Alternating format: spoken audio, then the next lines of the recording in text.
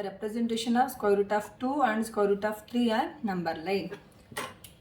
For square root of 2 and 3, we need to use Pythagoras theorem.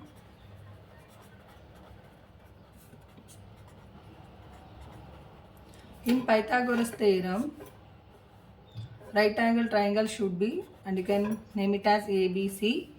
The angle opposite side, this is hypotenuse, base and perpendicular or opposite, which is familiar, that you can go through.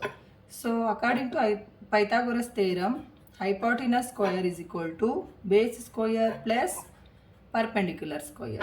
Here firstly we'll start with representation of 2 on number line.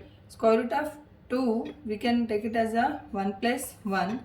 If we square it, square root of 2 whole square, 1 square plus 1 square. So square root of 2 is the hypotenuse, okay, and you can base and perpendicular. Now draw a number line.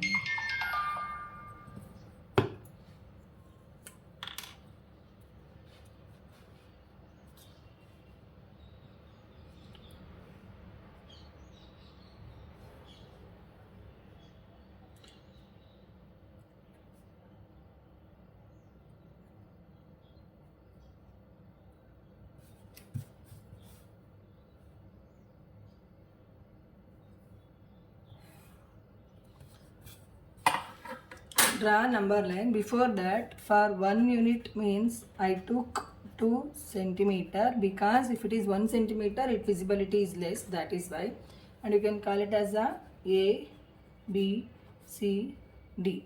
Now this 1 unit is the base and 1 unit is the perpendicular.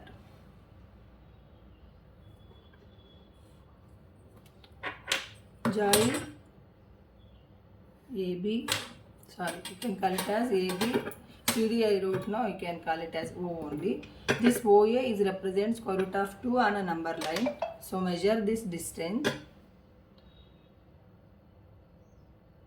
and keep at A only and cut on a number line. So this you can call it as P. This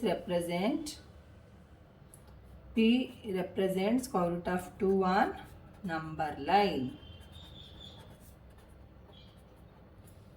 Clear? Let us see square root of 3 on number line. Square root of 3 is, we know that 3 is a 2 plus 1. So square root of 3 means square root of 2 plus square of 1.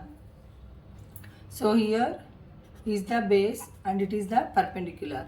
Base is square root of 2 means this shows that is the square root of 2 representation, and you can take perpendicular 1 unit. Here 1 unit I am considering, that is 2 centimeter.